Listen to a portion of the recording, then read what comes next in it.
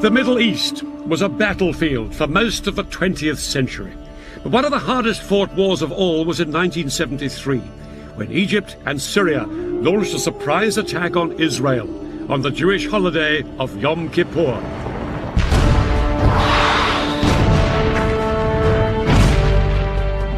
For 3 weeks, the battle swung violently from side to side. It brought each within sight of victory and defeat. And it brought the superpowers, America and the Soviet Union, close to a nuclear showdown. The Israelis were in no doubt they were fighting for their country's very survival. For the soldiers of Syria and Egypt, it was a battle for Arab territory and Arab pride. In this program, I'll be revealing how Arab and Israeli commanders astonished each other with the boldness of their strategy. And I'll be finding out how both sides used the latest weaponry with shattering results. No 20th century conflict has been as lasting and bitter as the struggle between Israel and its Arab neighbors. This is the story of the biggest battle between them. It's still such a sensitive subject in Egypt that they wouldn't let us film there. This is the story of the October War of 1973.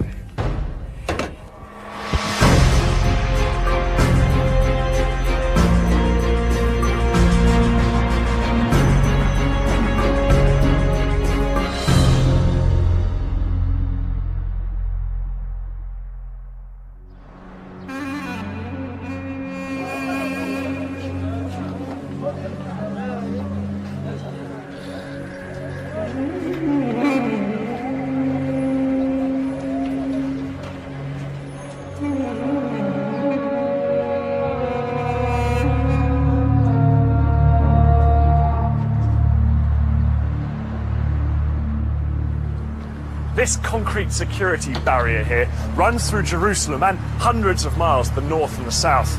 On this side live predominantly Muslim Palestinian Arabs. On this side, the largely Jewish population of Israel. The 8-meter-high barrier, which the Israelis started building in 2002, is the most powerful symbol of the hostility between Jews and Arabs, which still remains after nearly a century of conflict. The Israelis say that they built this barrier to keep out Palestinian terrorists. The Palestinians say it's just Israel's way of grabbing more of their land. And that's what this conflict has always been about: land. Land known at the beginning of the 20th century as Palestine.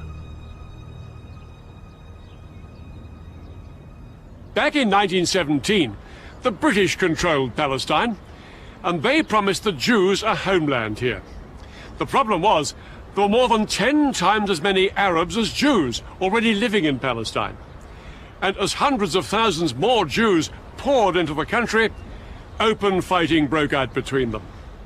By 1947, things were so bad, the United Nations stepped in with a plan.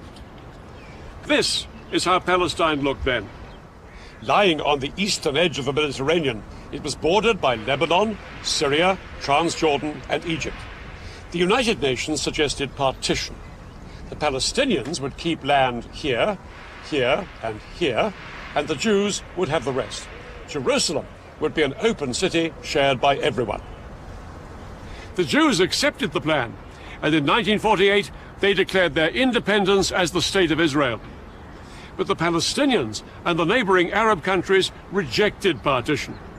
War followed, and the borders changed once more. The Israelis took over Arab lands here in the north and along the Egyptian border, ending up with most of Palestine and most of the key city of Jerusalem.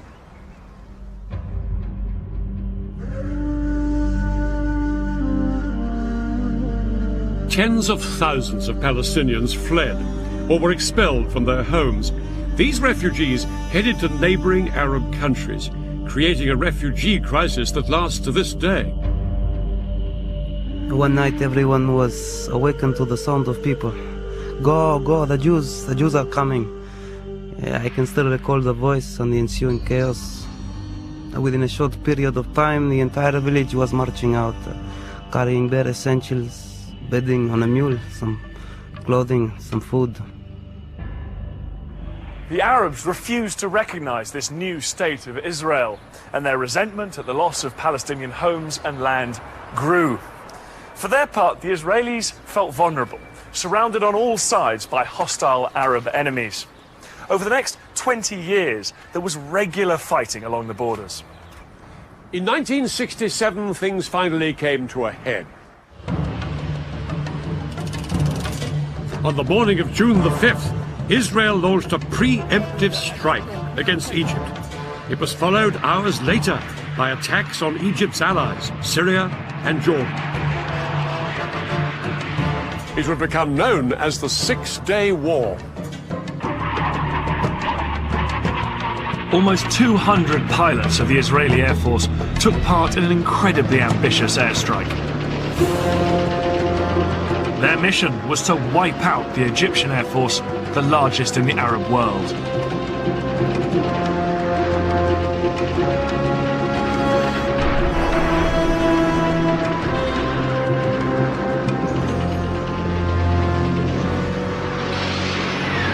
In just under 2 hours, Israeli bombs destroyed almost the entire Egyptian Air Force before it had even got off the ground. Next, Israel launched strikes on the air forces of Jordan and Syria. By the end of the day, Israeli pilots had won total control of the skies.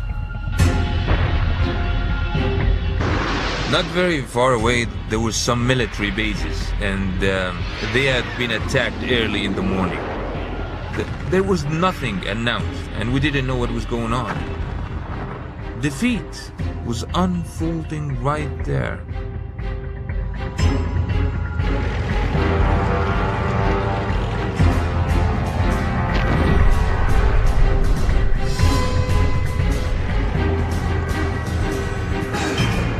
Israeli ground troops stormed into Syria, Jordan, and Egypt. At the same time, other Israeli troops made a bid to capture Arab-held Jerusalem.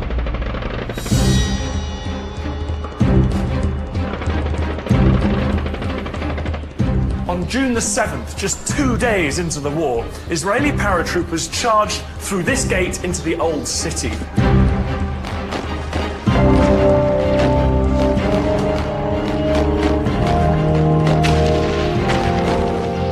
But as they pushed through these narrow streets, they came under fire from Jordanian snipers who'd taken up position in the upper stories of the buildings on either side.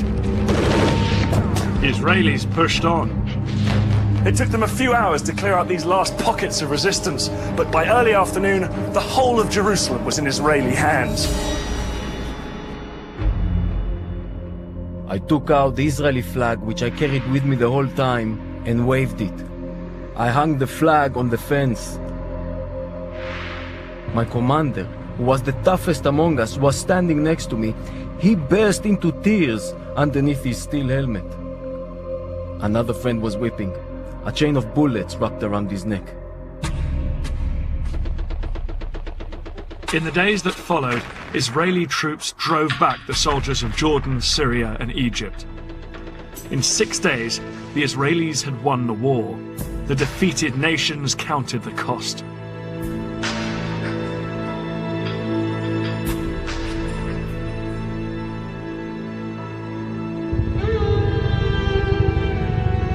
It's estimated that Egypt lost 80% of its military capacity, and along with Syria and Jordan, suffered over 30,000 dead and injured. People didn't really know what was going to happen next. I mean, people were scared. The whole country was at a total loss of what to do. The fighting may have been over, but it hadn't created the conditions where the two sides could come together. Peace was as far away as ever. For the Arabs, the Six-Day War was an utter disaster. Before this whirlwind campaign, Israel had been a tiny wedge of land, squeezed between Arab states, only 9 miles wide at its narrowest. Suddenly, it was a Middle East superpower, and 5 times the size. The borders had been pushed back to swallow a piece of Syria up here, called the Golan Heights. To the east, Israel had seized the West Bank, And in the south, it now occupied Egypt's entire Sinai Peninsula, a huge expanse of desert. From this newfound position of strength, Israel's leaders demanded that the Arab world recognize the state of Israel.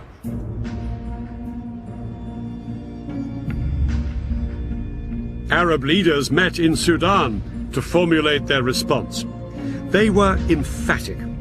They would not recognize Israel and insisted on a total Israeli withdrawal from the territories it had just occupied. Over the next few years, both sides became entrenched, and nowhere was this more visible than along the new border with Egypt. The Suez Canal.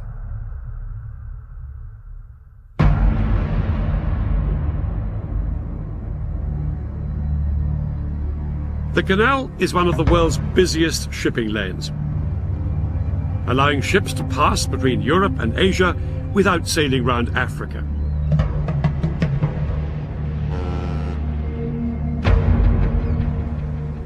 But after the Six-Day War, this international waterway was closed to shipping as sporadic fighting between both sides continued to flare up. The Israelis and the Egyptians now faced each other eyeball to eyeball across the canal. The Egyptians could never accept that this was a permanent frontier. But the Israelis were equally determined.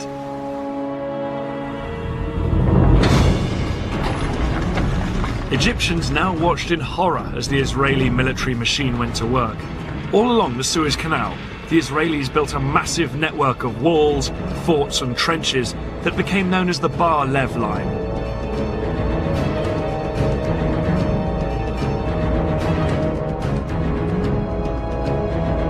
Israel resolved that Egypt would never force its way back into the Sinai. But they weren't just relying on the Bar Lev Line for defense. The Israelis also had a system for rushing troops to the front line.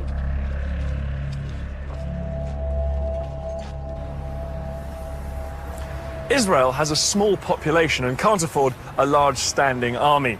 So every male Israeli does 3 years national service and remains a reservist into his 40s or 50s, ready to be mobilized in times of war. Today, females also do national service and they can also be called up if war breaks out.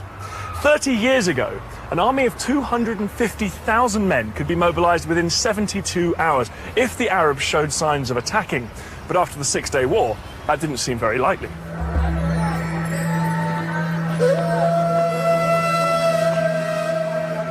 The Israelis had practically destroyed Arab air power.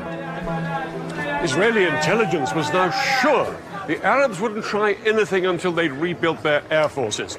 And that would take another 10 years. The Israelis were now supremely confident that if their neighbors so much as twitched, they would batter them into submission once more.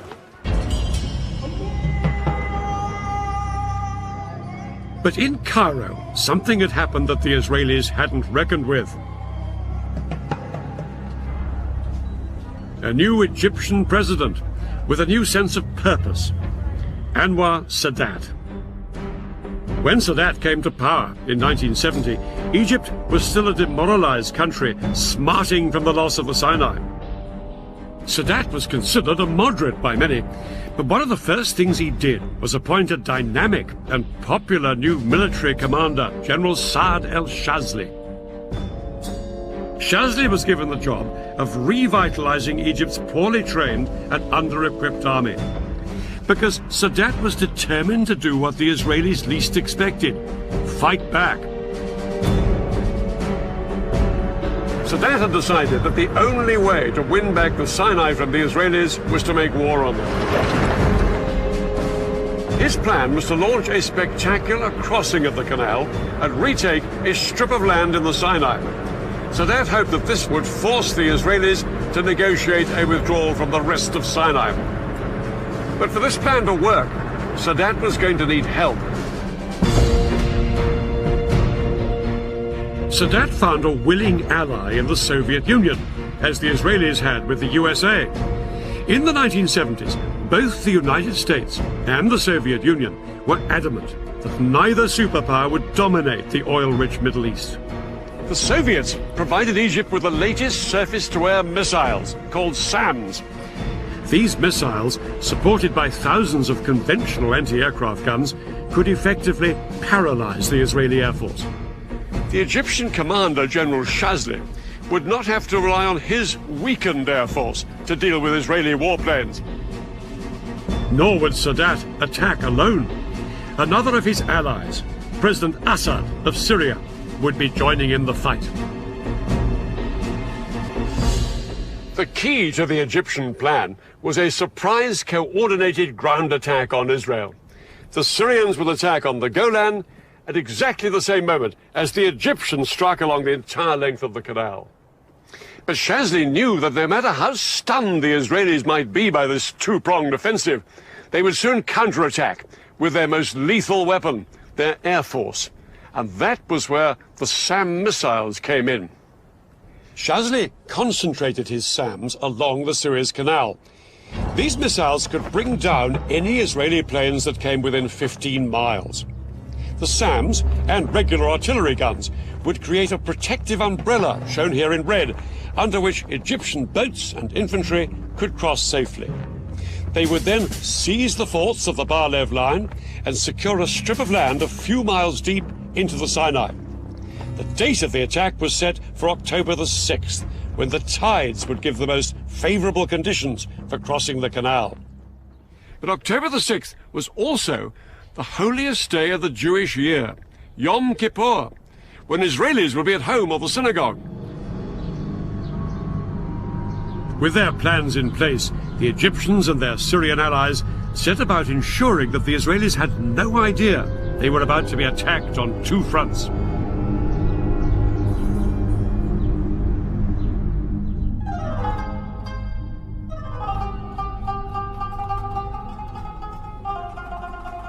The Egyptians put into effect a complicated deception plan to try and lull Israeli military intelligence into complacency.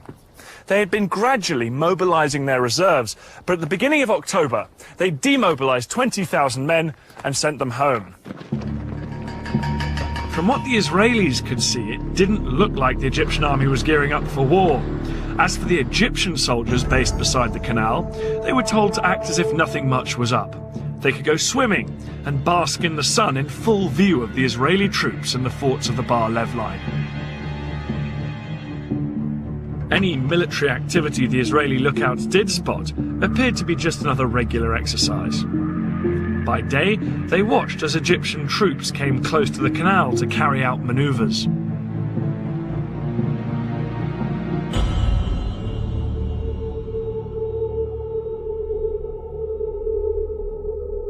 At night, they appeared to head back inland to their barracks many miles away.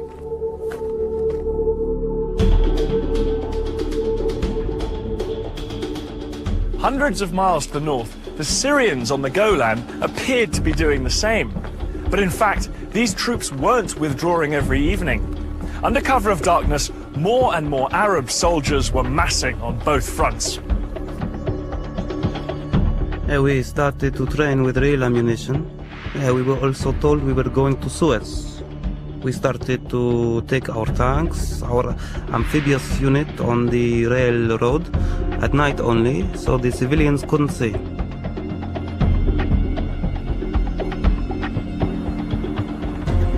Reports of all this Egyptian activity were given to the heads of Israel's military intelligence. There'd been a number of false alarms in the past, and they were convinced that this was just another one. But they were wrong.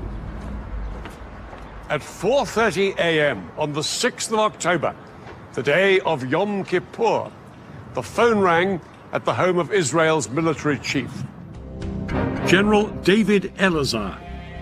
Elazar had been made Israeli chief of staff after a long military career and a host of victories. The call from Israeli military intelligence informed him that both Egypt and Syria would launch an attack in hours. Elazar's immediate thought was to send his air force to hit the Arabs before they had a chance to strike. But that decision could only be taken in the halls of power by Israel's politicians. And ultimately, that meant one person, Israel's Prime Minister, Golda Meir. This 75-year-old was seen as the Iron Lady of Israeli politics, but she said no to airstrikes. She argued that if Israel was to win international support after the Six-Day War, it had to be seen not as the aggressor, but the victim. Elazar was appalled at his leader's reaction. He was only given permission to mobilize a fraction of the reservists he needed, and yet, within a few hours, his country would face invasion on two fronts. Egypt and Syria were poised to launch their attack.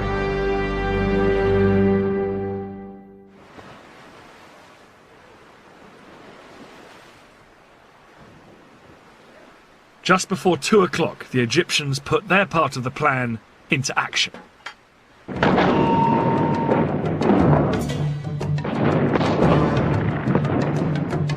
Their assault across the canal on the forts of the Bar Lev line was such a momentous event in Egyptian history, it was later restaged for the cameras.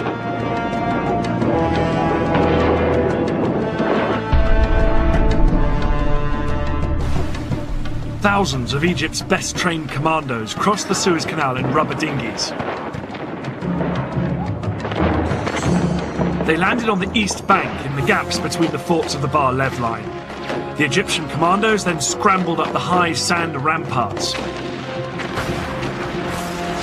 They attached rope ladders to make it easier for the soldiers following on behind them.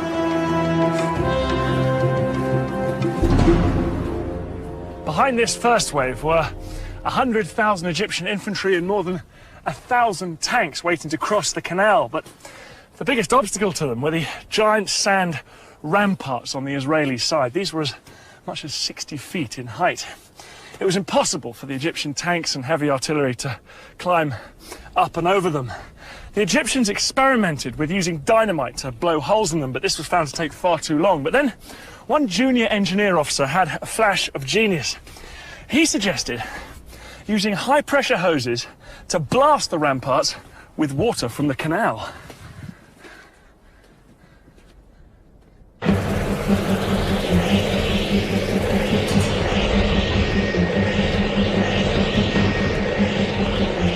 It was an extraordinary idea which would have to work if the entire Egyptian assault was to be a success.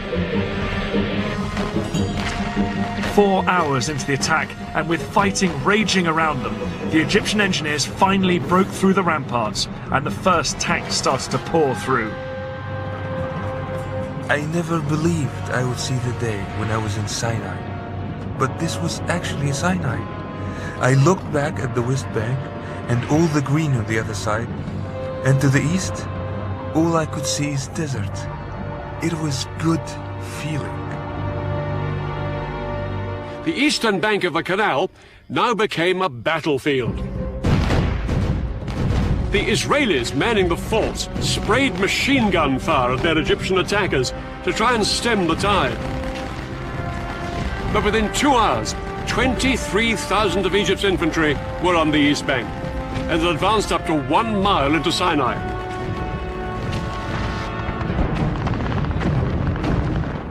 The fort was surrounded by Egyptian forces and was under constant fire. We made repeated calls for help. We fired from time to time and reported back what we saw. But mainly, we tried to keep up our morale. But the Israelis were sure that their air force would come to the rescue. The first Israeli jets were sent in at 4 p.m., flying low over the desert. But as they approached the canal, they found themselves under attack from the ground. The Egyptian SAM missiles and anti-aircraft guns caused havoc. As Israeli planes were shot down that afternoon, it soon became clear that Egypt's elaborate air defense umbrella was working.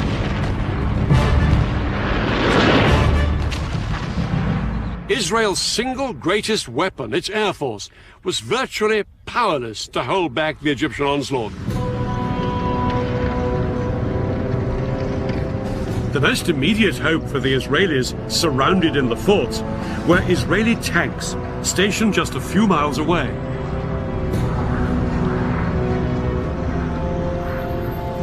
The Israeli tanks raced towards the canal. They thought they'd throw the Egyptians back as easily as they had done in 1967. But as they got closer, they found themselves coming under attack from a weapon they'd never faced before.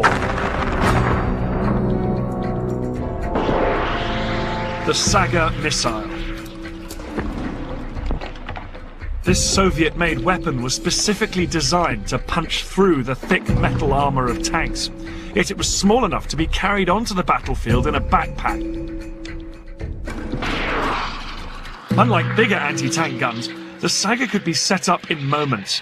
This lightweight piece of kit was made all the more lethal because the missile could be steered onto its target.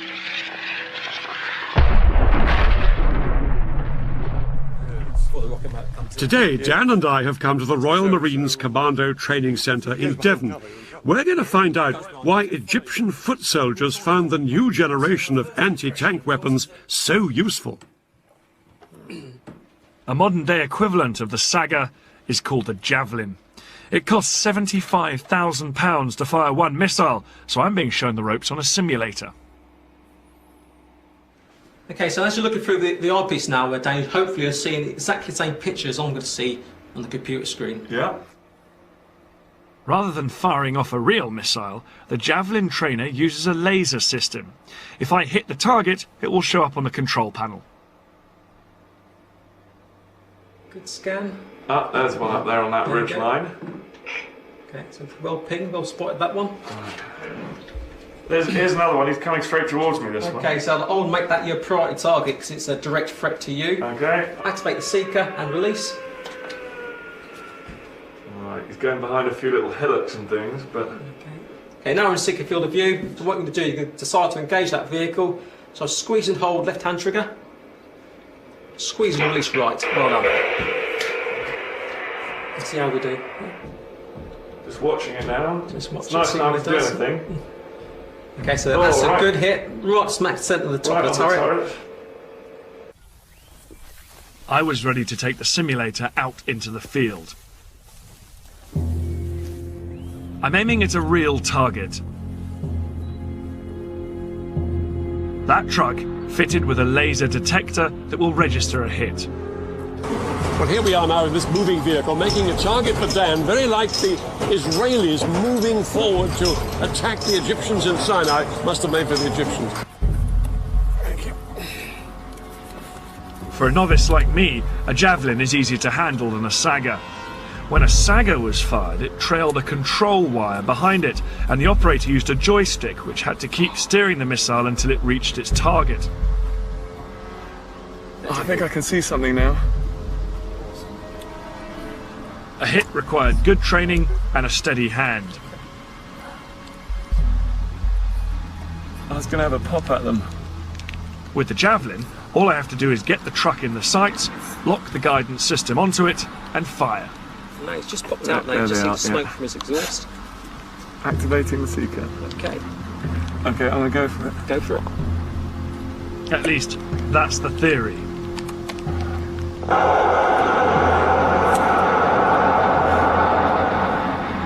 Tricky with that wobble when you just try and get the track gates on the target. Did I miss? Fortunately, that's a no result, which means you've missed. I really had no idea where Dan was. This is where the speed of Jules starts to come into it now. His state-of-the-art Javelin can hit my vehicle from over 2 kilometers away, a similar range to the Sagas in 1973. No wonder the Israeli tank drivers were taken by surprise as they headed towards the Suez Canal. They simply couldn't see the Egyptians lying in wait with the Sagas.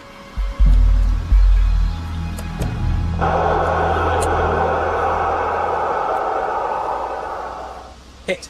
Hit. Well done. Oh, brilliant. Hey, Dad. Okay, tell me you missed us. I'm afraid to say, I got a hit.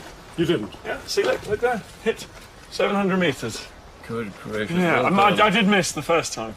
You have got the most modern guided missile there, probably in the world. No, I know. Because one thing worth saying is that the Sagas were wire-guided missiles. You had to keep the sight on the target all the time the missile was travelling towards it. It had to be fixed there, whereas you just fired it and forgot. Yes? Yeah, it's hard enough to get the sight locked onto you, and actually have to keep it there for the entire time the missile's in the air. It would be incredible. You're shaking, you're breathing, you're nervous. I couldn't have done it if it hadn't been a lock on and then forget about it. Very, very powerful form of anti-tank warfare. For the Israelis, quite a new ordeal. In 1973, the saga was turning the Sinai into a tank graveyard. The tanks, which were the pride of Israel's army, were being destroyed by Egyptian infantrymen. Israel had begun the war with around 300 tanks in Sinai. By the end of the first 36 hours, they'd lost approximately half of this number. Things were critical for the Israeli soldiers in Sinai. But that was only half the story. At the same time the Egyptians launched their attack, the Syrians had launched their bid to retake the Golan Heights.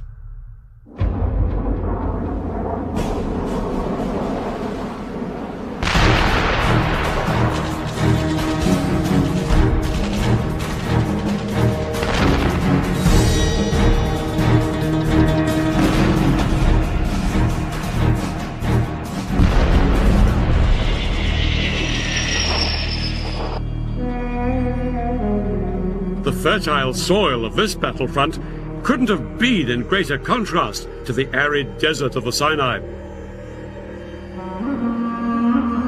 The Golan Heights had been a valuable prize when the Israelis captured them in 1967. These Golan Heights provided Israel with more than just good farmland. They afforded security too. This is the Golan here, once part of Syria, occupied by Israel since 1967. The area is no more than 15 miles wide, and it ends with a steep slope down to the River Jordan. To Israelis, the Golan was a vital buffer between their heartland and Syria. Despite this, only 170 Israeli tanks and 400 soldiers were stationed in the front line on the Golan. Most of the Israeli forces were here in the north, because Israeli commanders felt this was the most likely place for any Syrian assault. But when the Syrians made their move, their 1,200 tanks and 60,000 men attacked all the way along the line. 6 hours into the battle, the Syrians' overwhelming strength was beginning to tell, and their tanks broke through down here in the more lightly defended south. By nightfall, they'd almost reached the western edge of the heights, where they could look down on the River Jordan.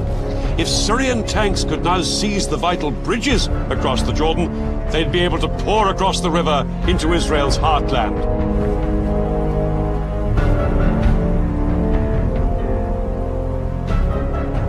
For Israeli soldiers in bunkers along the front line of the Golan Heights, the first day of the war had been a disaster. Their strong defensive positions had done little to halt the Syrian advance.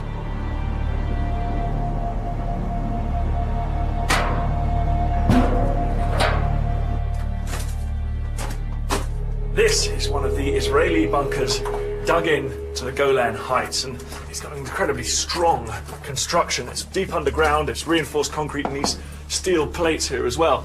The amazing thing about 1973 is these strong points were so difficult for the Syrians to take, they didn't even bother trying. They simply bypassed them with their tanks and kept pushing forward.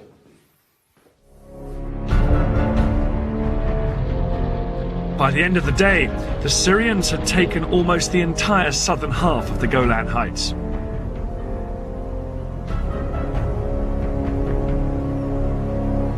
It was a nightmare situation for Israel. It had been caught unawares, with far too few troops on both front lines. All Elazar, the Israeli chief of staff, could do was to mobilize every single reservist in the country. In towns, villages and farms across Israel, news filtered out that their country was under attack. Because it was a holiday, TV and radio was off the air, and so soldiers on motorbikes had to race through built-up areas, calling up the reservists.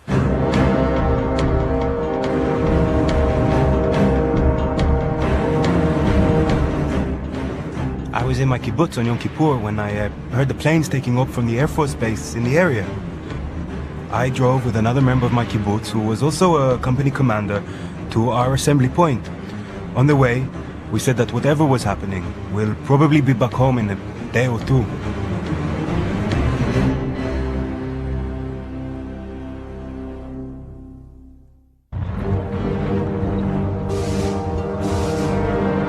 Men and tanks headed out towards both fronts, but it would take 2 long days before they'd be ready to mount a counterattack.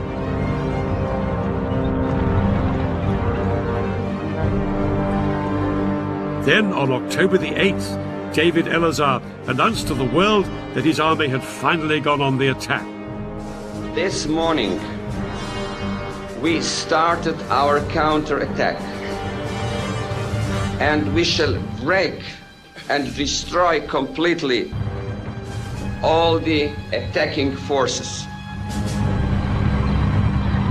Elazar's first push was in the Sinai Desert.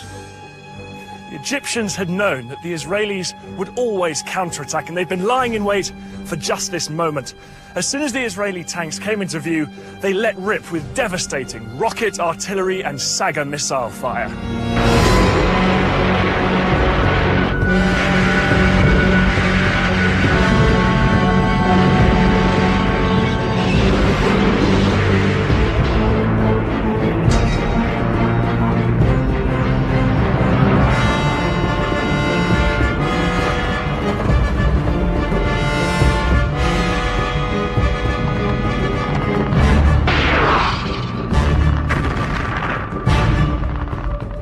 The Israelis suffered heavy casualties all day.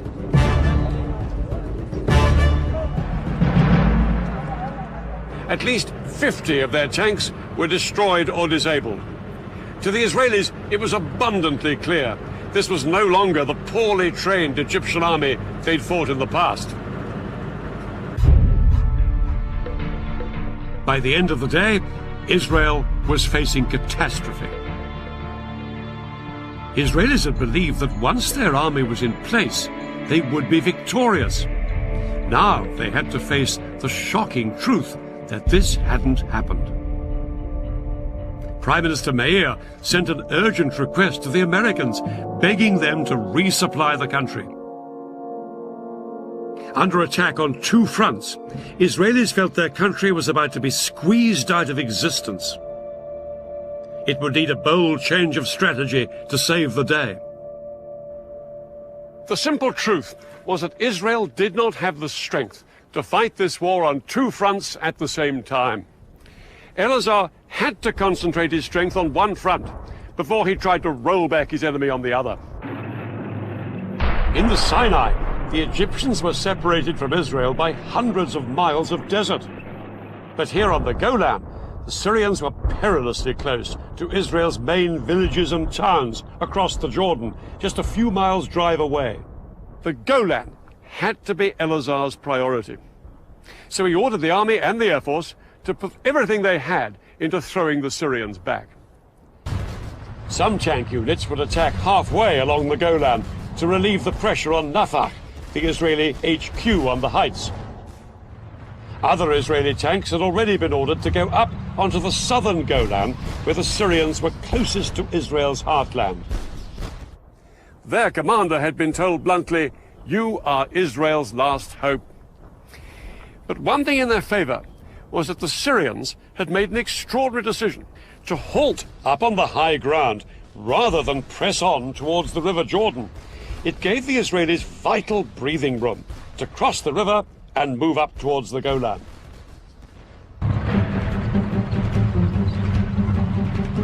On the night of October the 8th, Israeli tanks stormed the Syrian positions.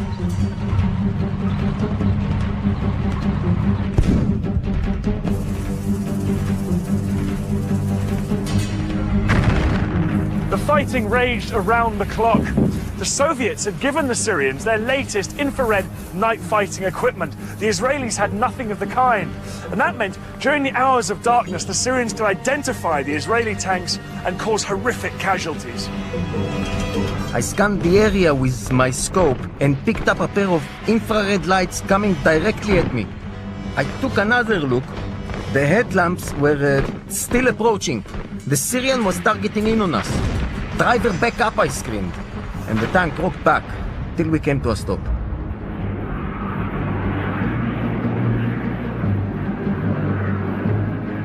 But as day broke, the Israeli ground troops got some much-needed relief from their air force.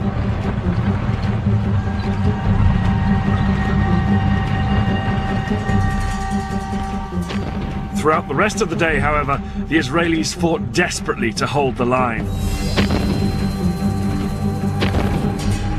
The Israelis knew that if they gave way here, their country faced a real threat of extinction. Losses mounted on both sides, but as the battle progressed, it became clear that despite some Syrian technological advantages, the Israeli tanks had thicker armour, and the Israeli crews could fire more quickly and more accurately than their Syrian counterparts. After 4 days of combat, I wasn't particularly worried by the Syrian tanks. It was enough to locate them and to have them come out to meet us, and victory would be ours.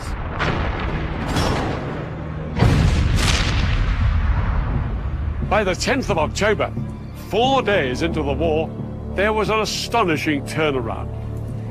The Syrians were in full flight from here on the Golan. Israel's tanks chased them into Syria itself, and soon the Israelis were within shelling distance of the Syrian capital Damascus, just 30 miles off that way. Syrian President Assad sent a message to President Sadat, urging the Egyptian leaders to do something to relieve the pressure on Syria. And now Sadat made a momentous decision. Down on the Suez Canal, Sadat ordered his men to thrust way beyond the strong defense line they had established on the east bank of the canal. Their objective, strategic passes through these mountains. But to get there, they'd have to leave the safety of their SAM missile umbrella way behind them. It was a high-risk strategy, and Shazli was appalled by the decision. But Sadat was immovable. What followed would be one of the biggest tank battles in history.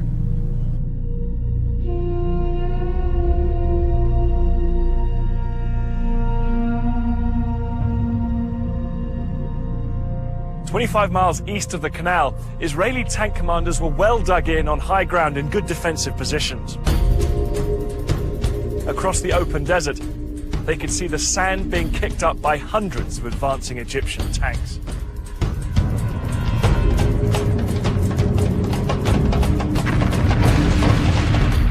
The Egyptians were totally exposed to withering Israeli fire.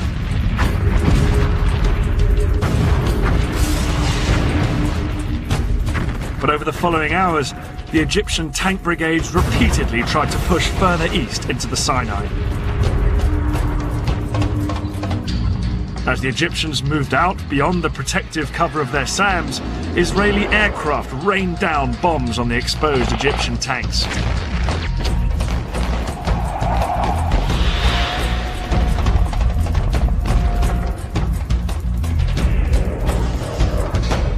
The Israelis' skillful use of their tank guns meant that they pulverized the Egyptians exposed down on the open ground.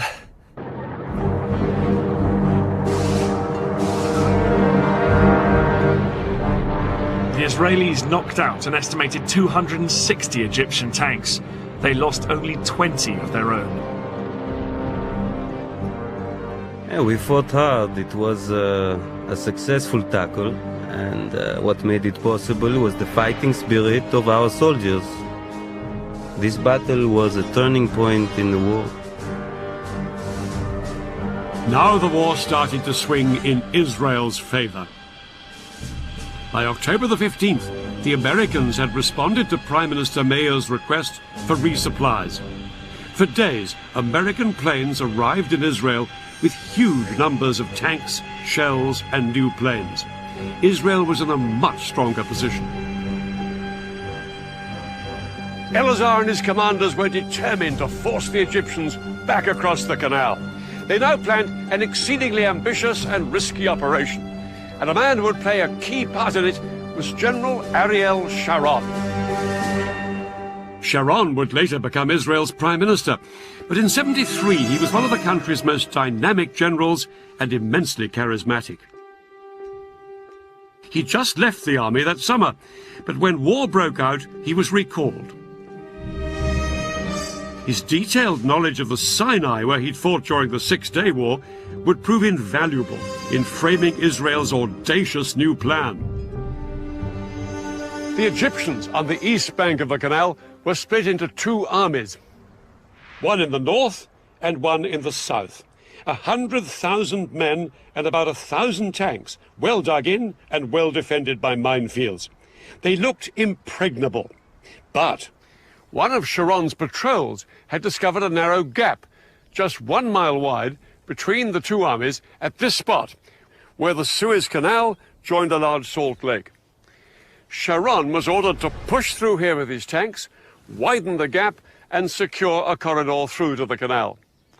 The Israelis would bridge the canal, and hundreds of tanks would then pour across it and fan out north and south to cut off the Egyptians from behind.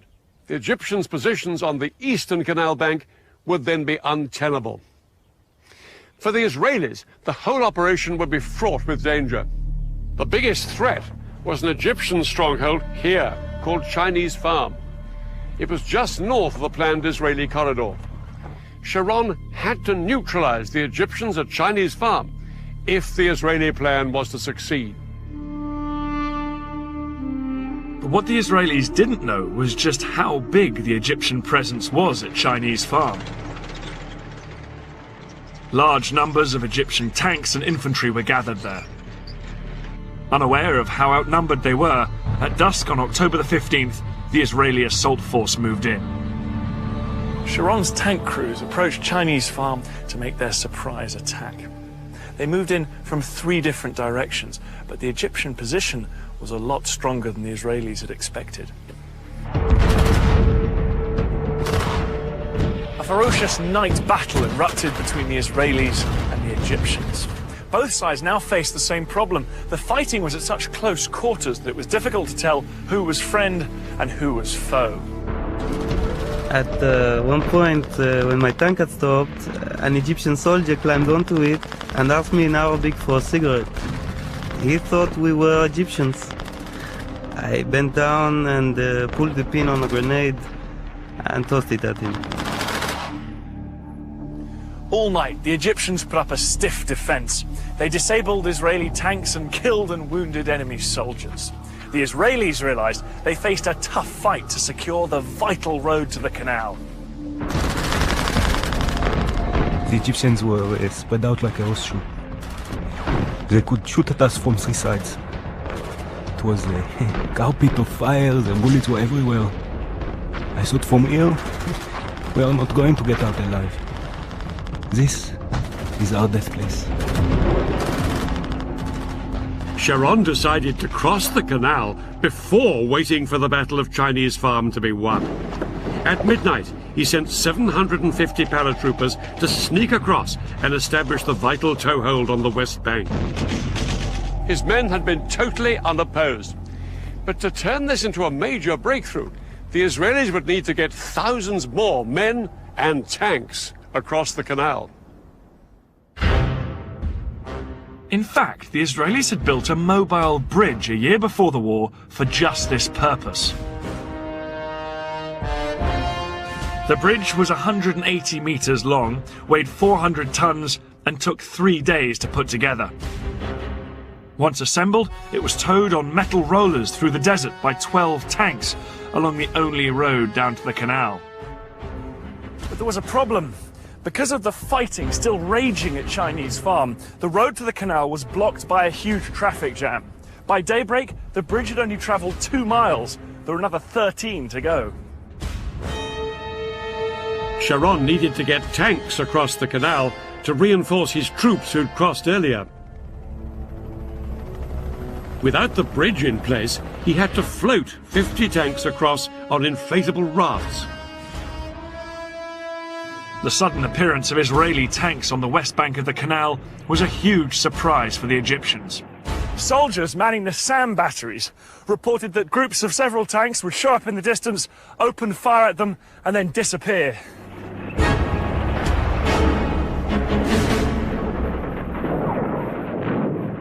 Later that day, on the evening of October the 16th, the Israeli Prime Minister Golda Meir triumphantly told the Israeli parliament their troops had crossed the canal into Africa.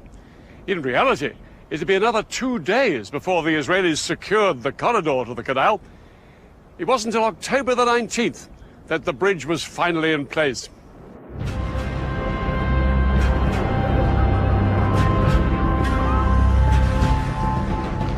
As Israeli tanks surged across the bridge, they came under heavy bombardment from Egyptian artillery and aircraft. But the tanks pushed on to their first objectives on the West Bank, Egypt's SAM missile sites. Once these missiles were destroyed, Israeli warplanes swept into the attack in support of the tanks fanning out north and south on the west bank of the canal. Egypt's Third Army, here on the east bank, was soon in danger of being surrounded. Shazli urged that some units should be pulled back here to the west bank to fight the Israelis. President Sadat replied abruptly, "No retreat." He believed that reducing forces on the east bank would risk losing everything they'd fought for. But Sadat was ready for a ceasefire.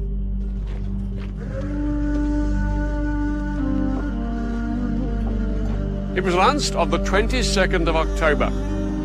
The Israelis agreed to the ceasefire as well, but in reality ignored it and pushed on south to secure more land west of the canal.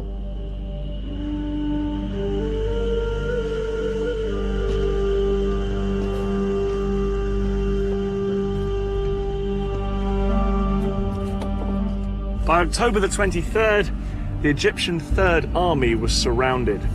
The supply lines of its 45,000 men were cut. With only 4 days of food and water left, it wouldn't be long before they were starved into submission.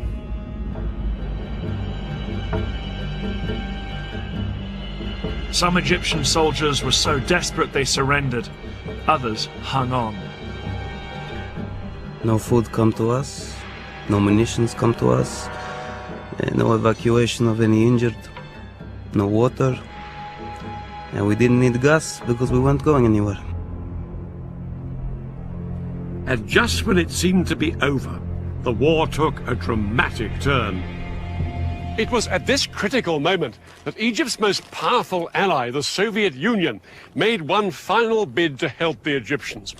The Soviet president, Leonid Brezhnev, told the Americans unless they agreed to send a joint US-Soviet peacekeeping force to the Middle East, he would send Soviet troops on their own.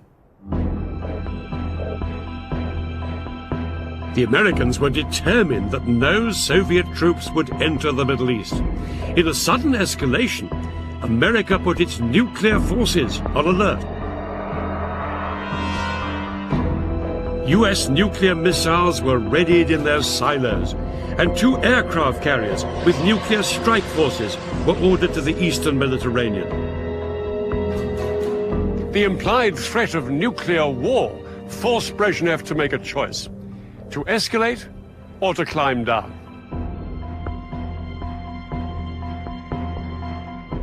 Brezhnev decided to climb down, and no Soviet troops went to the Middle East.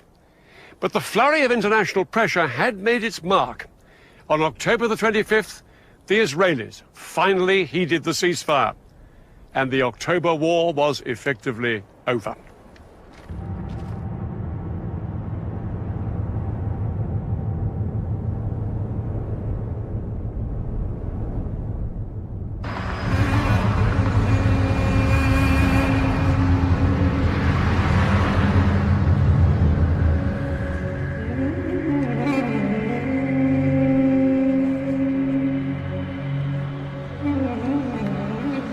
It's hard to say who was the clear victor in this war.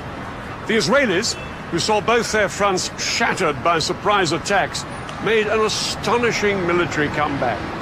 But the Arabs gave Israel a real shock.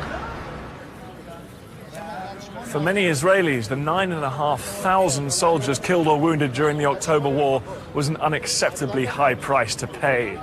They blamed their government for failing to heed the warnings that war was imminent. Israeli confidence was shattered. They were no longer the invincible military power that they had thought they were. Despite the fact they'd suffered up to 30,000 casualties, perhaps in the end, the side that gained the most from this war was Egypt. The Egyptian crossing of the canal was seen as a major military achievement that restored Arab pride and gave President Sadat the confidence to make a spectacular bid for peace.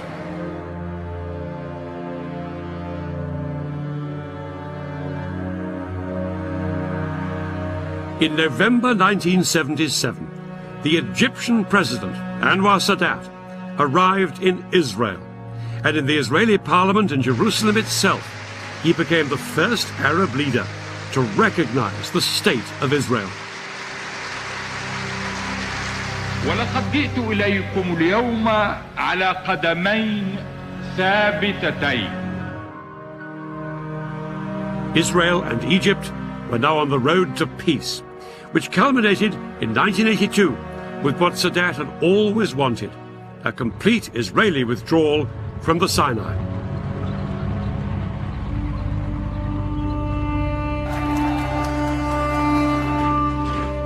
But Sadat never saw it happen.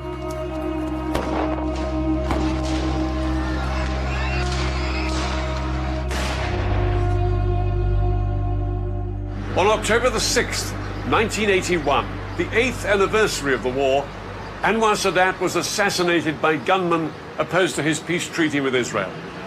The October War had claimed its last victim. The war didn't sort out the fundamental disputes between the Israelis and the Arabs. In fact, technically, Israel is still in a state of war with Syria. All the treaties and all the talking still haven't brought peace to this part of the Middle East. And this barrier is a powerful reminder that the conflict with the Palestinians over who owns the land remains unresolved to this day.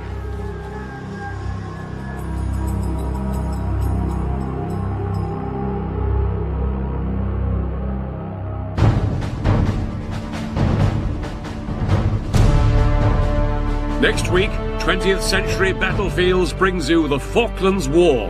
In April 1982, Argentina invaded these remote islands and triggered one of the most ambitious military undertakings in British history.